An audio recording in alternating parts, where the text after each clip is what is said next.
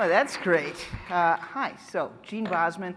I'm now Vice President and Principal Analyst with Hurwitz and Associates. And I'm here to make some introductions and to have a very fascinating expert panel a little bit later on and to introduce both of these executives in the keynotes. So let me start by introducing Ji-Yo Lee. He's the co-founder and CEO of FADU Technology. Ji-Yo is a former partner of Bain & Company and a successful serial entrepreneur with multiple businesses. He successfully led and initiated Bain & Capital's technology sector focus, including semiconductor and display components, devices, mobile and TV and services, cloud and internet. Ji-Yo has been a C-level advisor to global technology companies, leading projects to solve key strategic values. As CEO of FADU, he has established FADU as a semiconductor innovator, uniting exceptional industrial talent to create a revolution in the data center and storage for next generation computing architectures. And I also want to mention, you might have seen some people in the hall handing out raffle tickets. Please hold on to those. And the person who wins the raffle will be announced on their website, on the FADU website. So hold on to those, and you'll find out after you get home if you won or not. All right, here is, join me in welcoming Ji-Yo Lee, please. Thank you. Thank you.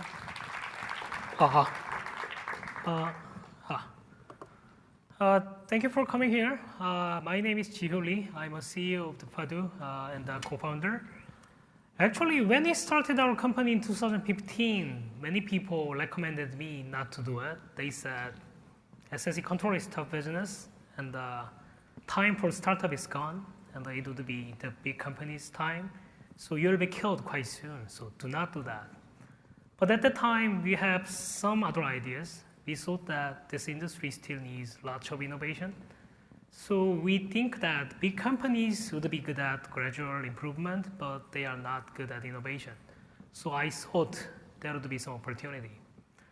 Today I'm very happy because anyhow we survived, and we keep confirming that our idea is not wrong. So today I would like to explain more about what we are thinking and what we have been doing. So let's start with some information about the industry. So it's quite simple fact. Everyone already know NAND price is already collapsed. So every customer is really happy to buy the more SSD. So SSD industry is really growing. Particularly enterprise SSD market is a huge market now. So everyone knows that there's a big opportunity. So now some people start saying that era of SSD is coming. So many people expect that SSD will be the most important part of entire memory and storage stack. But at the same time, we need to understand that kind of opportunity cannot be given. It should be taken. To take that, we need to innovate this industry. So we need to understand what's going on now. So in any other industry, in every single industry, the way to innovate is just providing the better efficiency. So if you see this graph, with the introduction of the NVMe, the customer asks 6 times faster performance. But at the same time, customers are looking for much smaller form factor. So upper light, that's a first generation PCIe SSD. That's big. But as you know, now the most common form factor in data center is M.2. It's 6 times smaller than the original one. So combining that, considering the PCIe Gen 4, I need to say 60 times more efficiency is required, is asked by customer. But we need to think how does this industry react as a supplier. That is a simple comparison between SATA and the PCIe. If you see, actually the NVMe, enterprise NVMe SSD can provide 4 to 7 times faster performance. It's good. It's what customers are expecting. But to deliver the performance, usual SSD requires 4 to 7 times more power. So combining that, I need to say, I cannot see any improvement of efficiency. So probably one good metric would be the performance per power. So in terms of IOPS per watt, I don't really see any improvement. That's a huge issue. Every single customer complaining about the thermal issue of the SSD because the great performance consume a lot of power, that generates a big hit. That creates a lot of issue in the data center. So I would like to say existing situation is like this. Customers are asking smaller car, but they also ask much more performance. So now what people are doing is they just put bigger engine in a smaller car.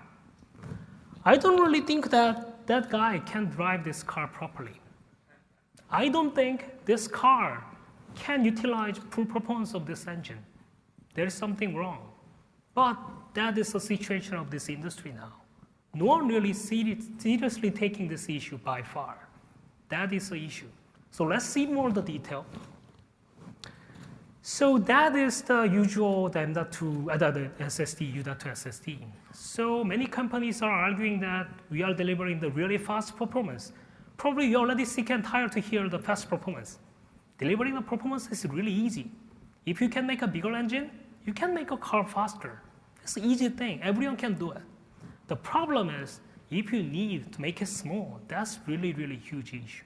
So as far as I heard, there is not really many M.2 enterprise SSD because of that reason.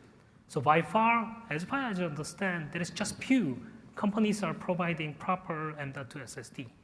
Even for the industry leader, what we are seeing is this. They are making U.2, 3.3 gigabyte per sec, the random, the sequential read, that's decent. I don't really see the problem here. But to deliver the M.2 is already issue of their power. So they need to cut their performance in M.2. That's a spec. Okay, that would be okay. I can say that. But the problem is starting here. If you put this drive into your system, that can start generating heat. That will be the big issue for data center. So they need to start to throttle. So as a result, what you can see in reality is just 1.4 gigabyte per sec. So as a result, they need to decrease 60% of the performance. Do you think that any customer really like that? I do not think so. Do you think any customer is happy to see this number? I don't think so. That is a situation. We need to think about this matter really serious. But by far, no one really seriously talking about the thermal issue. Some people talking about, okay, I understand the thermal issue, so I would like to introduce the bigger form factor. Oh, there's a big heat sink, so you can remove the heat. Is it right approach? No. No customer want to do that. It sounds to me like, okay, I'm going fatter, so I need a better suit, right? Proper way is just kind of, I need to exercise, right? I need to go back to the normal shape. That is the right way. Why we need to ask my customer to change your suit? They already spent a lot of money to design the chassis. Why do we need to ask them to change your chassis for the new form factor? It doesn't make sense. It's a crazy idea. There is something wrong. This industry is missing something. That's what I'd like to say. But the problem is not there. Actually, we know PCIe Gen 3 is already there, but many people start to saying about PCIe Gen 4 is coming. As everyone knows, PCIe Gen 4 will generate 2x performance, which means customer will ask 2 times faster performance. In Gen 5, customer will ask 4 times faster performance. Then we need to think about, what about power? What about heat? I can see the future. Future would be like this. I'm serious, I'm not kidding. That is the situation. This industry needs to understand this issue seriously. So I think it's a time to go back. We need to think about the basic thing. But I need to say that is the not only issue of this industry. When I started my company in 2015, I tried to ask, what is your requirement in spec? What is your requirement in the features? So I got many informations. So probably you're familiar with that many features. That's a good idea. I think that that's a great idea. Many people really want to have it. So actually, I almost killed my engineers to develop that. So we put that features into my SSD. Last year, when we designed our SSD, I went back to my customer and tell, okay, do you need any of this? Sadly, no one said yes. They said, oh, it's too early. We have no plan to adopt it. Do you think any of them is widely accepted in the market? No, not yet. It's not because this idea is bad, but because any SSD company delivering the proper product, that's another bad thing. We are not properly serving our customers. That is the issue. Why our customer need to struggle with that? So as a result, customers are worrying about the situation, whether they can get the right feature, whether they can get the right performance, or whether they can build competitive the design of the data center. So this is the big problem. So now I can see industry is moving very different way. When we started our company, everyone asked me, okay, it's a time for NAND companies. NAND company will dominate this world, so there is no other SSD company will exist. That's what I heard a lot of times from my mentor, my customer, my competitor. They said, done. There's no more controller companies coming. It's just for SSD companies. But what we are seeing now is very weird. What we are seeing is our customers are starting building SSD. Do you expect this situation? Why they are building that? The reason is because they are sick and tired.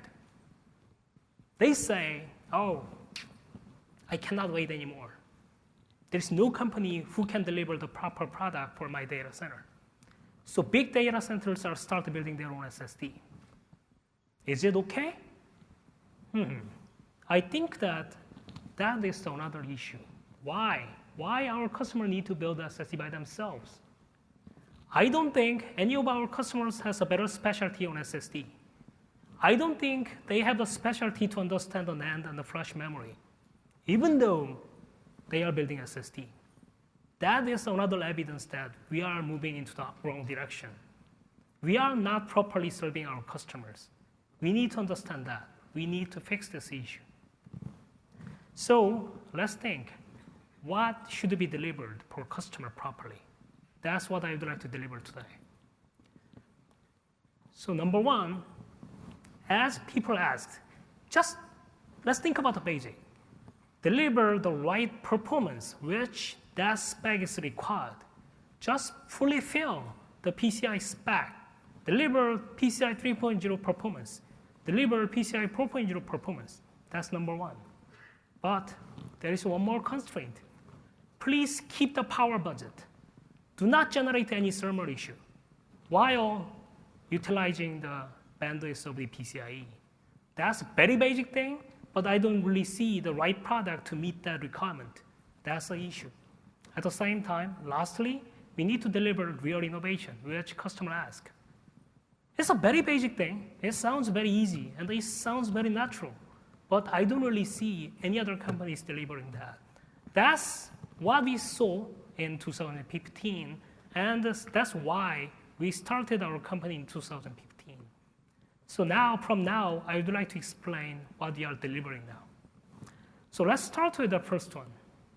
As I said, in M.2, there is no company are delivering the proper performance, right? Because of the summer issue. Our product is different. As I said, there are just few companies. I would like to say there's 2 companies are delivering the right product at this moment in M.2 form factor for data center. They need to cut down the performance. So I don't really think that they are fully utilize the PCIe bandwidth. That's not PCIe product proper. Yes, I think that this kind of PCIe Gen 2 product. PCIe Gen 3 provides 3.5 gigabyte per second. You need to utilize that. That's what we are providing. At the same time, one more important thing is we are providing that performance with less than 5 watt in read, less than 8 watt in write.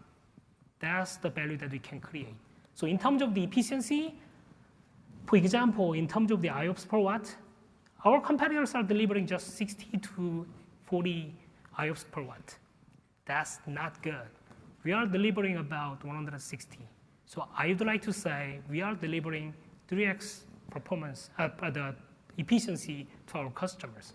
So that creates a lot of the freedom to our customers. They don't need to worry about the summer. They don't need to worry about the airflow. We will give a lot of freedom to design the sessions for our customer. That's the value that we are putting on the table. So let's see more detail. So that's a comparison with the industry leader now. It's a kind of the quite usual the workload, 70% read and the 30% write. As you see, it's the same system. We can deliver around the 2.5x performance, while we are maintaining more than 10 degree lower environment. That gives this huge thing. Probably you think that it's not very important, but it's really big issue of the data center. They don't really need to worry about summer anymore. That's a value that we are developing. So as a result, in real workload situation, many data center SSDs are just fluctuating. They need to throttle. When it's go hot, they need to cut down the performance. So their performance is really, really struggling to make a right one. But we are very stable. That is the differentiation. Fluctuation creates a lot of issue. That creates SI issue, that creates a QS issue, but you don't need to worry about it with our product. That's what we have. More importantly, as I said, key issue will start from the Gen 4, right? Gen 4 will generate much more power issue, will generate much more summer issue. But in our case, as I said, with less than 7.5 watt, we can utilize a full bandwidth of the Gen 4. I think that's a real big deal. No one really thinks that M.2 can be possible in Gen 4, but we can deliver. U1.S, they said U1.S with proper form factor, but for now, even for U1.S, I don't really see the proper product who can deliver the right performance in that power envelope. That's what we can put on the table. So in terms of the performance-wise, I don't think that that's not enough. So as a efficiency, we can deliver more than 200 IOPS per watt. That's a big deal. That's what you'd like to build. That's what you'd like to deliver to our customers. Probably some of them start thinking, performance is not important. I know there's a lot of guys that are talking about performance. So I understand probably latency QoS is much more important factor for data center customers. We know that, so we try harder to push that too. So that is a simple comparison about our QoS. So it's quite simple metric. There is a lot of the random read, while some sequential write is coming. It's quite typical workload in data center, right? In that case, comparison with our competitor, who is a leader of this industry, it's a kind of 2.9, 3.9, 4.9, 5.9, 6.9 kind of the QoS measure.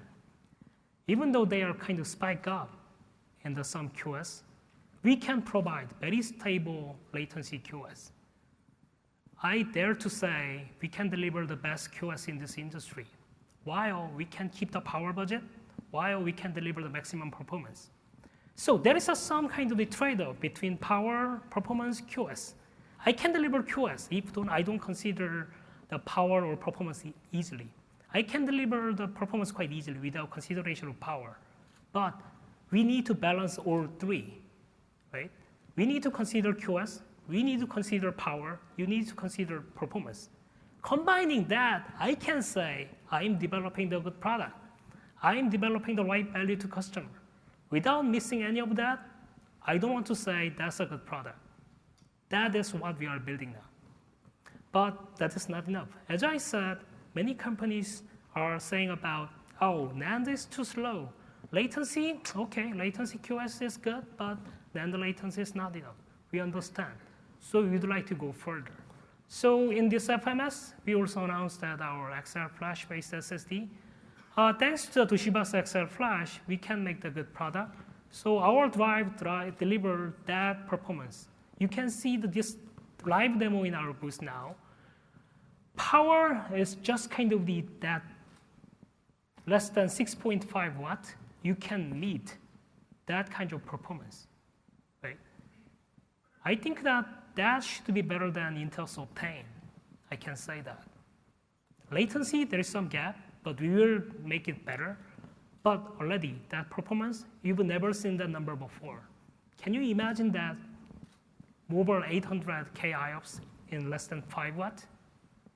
Can you imagine that more than 300K IOPS in random write performance with less than 6.5 watt? That's what we are delivering. I think that is quite important for data center customers. But as I said, basic thing is power, performance, QoS. After meeting that, you have a right to talk about the features. Without that, it's not good. It's same like things like, if you are really kind of fat, okay, I would like to have some kind of the accessories. That doesn't look good. If you are in a good shape, very small accessory can make you very sexy.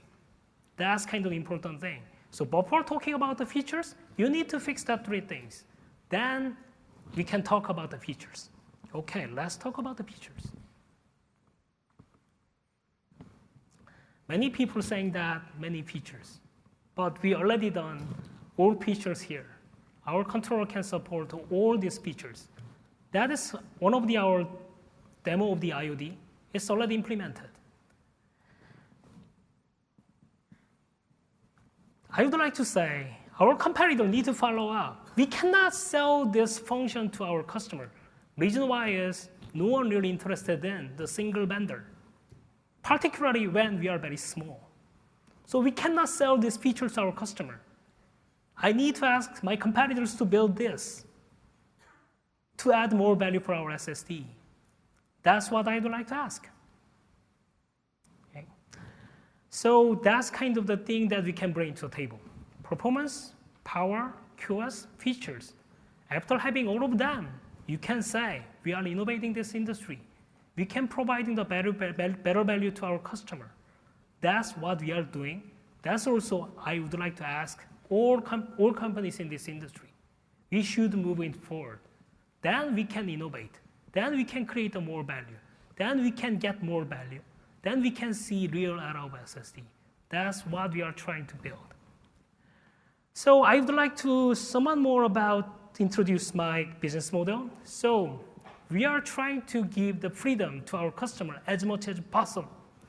So if there is any customer they would like to work with us, you can tell which NAND you'd like to use.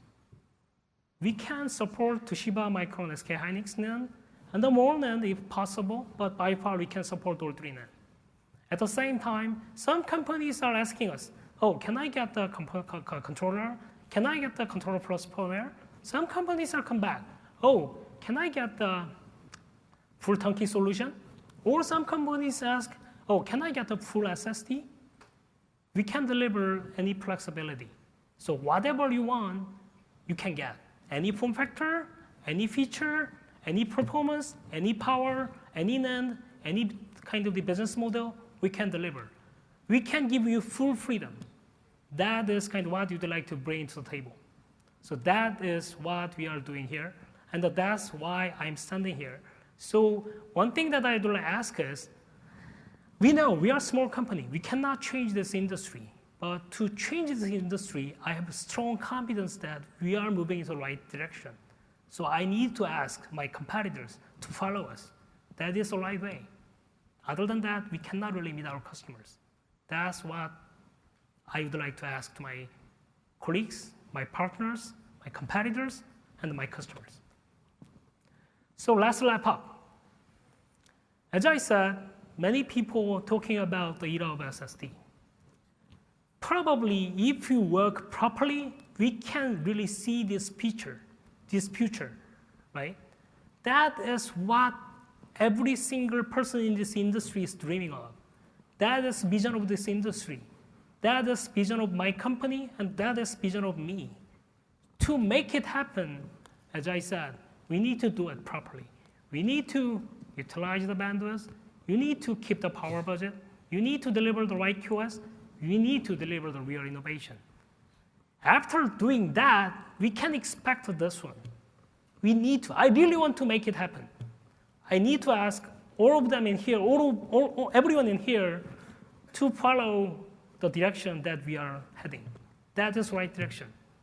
That's what I'm thinking, what I'm believing. So I ask, any of this company in this industry should follow this direction. That's what I would like to say today. That is a key message. Lastly, I would like to summarize our product line. So today, we announced the Bravo XL and the Bravo. It's just kind of the PCIe Gen 3 product. But we are launching more lineup is coming. PCIe Gen 4, the EVEREST, EVEREST XL, and the QLC-based EVEREST Q will be delivered next year. Also, we are considering the NVDIMM based on the XL Flash.